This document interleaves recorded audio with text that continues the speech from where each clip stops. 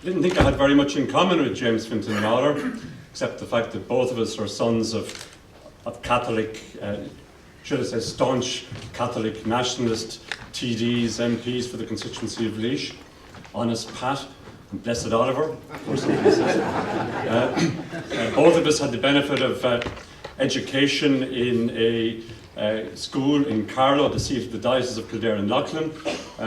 That's unfortunately where the comparison ends. He joined the Young Irelanders, I joined Young Fine Gael.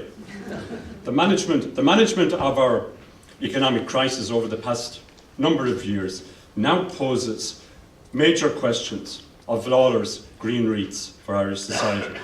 And that question is threefold: economically, socially and politically. Lalor addressed this issue himself in 1848 when he opined that written constitutions and statutory laws were mere paper and parchment and of no value without what he described as a social constitution, as referred to by Diarmuid. And our challenge has highlighted commodities more precious than diamonds or gold. These commodities are trust and confidence. And I accept there has been a collapse of trust and confidence in many institutions, in politics, in public administration. And I refer to the personal trust that exists between a politician and constituent. That remains the core of the system.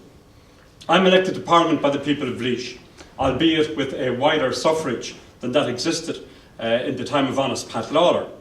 But the bond of trust remains the same. People place trust in me to carry out my job effectively and efficiently in their best interest. They judge me regularly at the polls.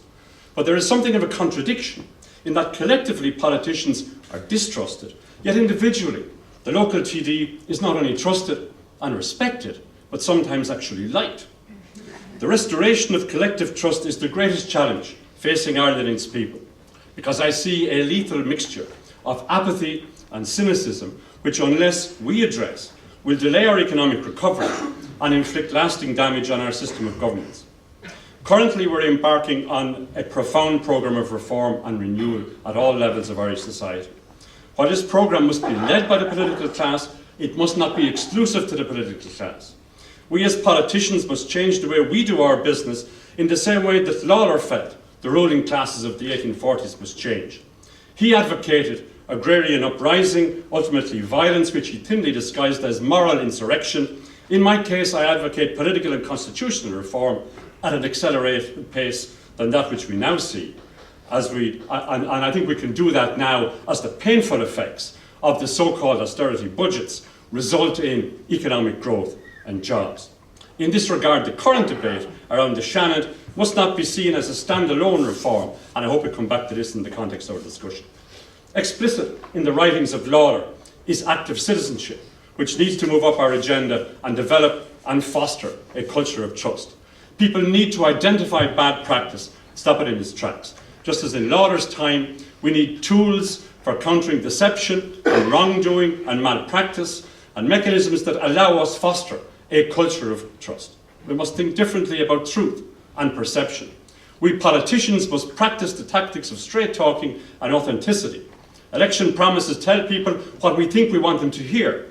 But as citizens of a republic with rights and responsibilities, we all have a duty to take this responsibility seriously. This responsibility includes being active participants in our community, in our politics, and in our wider society. To quote Plato, we are not made for ourselves alone. Our family, our community, our country, all have a claim on our birth. And one such example of this active citizenship, as referred to by Diarmuid, is the recently inaugurated Citizens' Constitutional Convention. So as we officially leave recession and ready ourselves to remove the shackles of the bailout conditions, which may well be compared to Lalor's landlords, we should be more confident about our future. We should face the future with an open but always questioning mind. We can be confident that persistence, hard work and determination will see us through our present difficulties.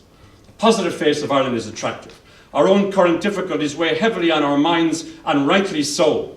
We made catastrophic mistakes and glaring omissions, but still, if real incomes in Ireland return to their levels of 2000, this would still represent an enormous improvement compared to the 1970s when we joined the EU, as by far its poorest member. Casting our eyes even further back to reflect on Lalor's Ireland, we appreciate the benefits now of a stable and secure country, overcoming the challenge with vigour and confidence and a rigid determination. So finally, as we approach the centenary of Irish independence, the challenge, while fundamentally different to the challenge of James Fintan Lalor, but the question posed remains the same. Who wins the wreath that will be green forever? Thank you.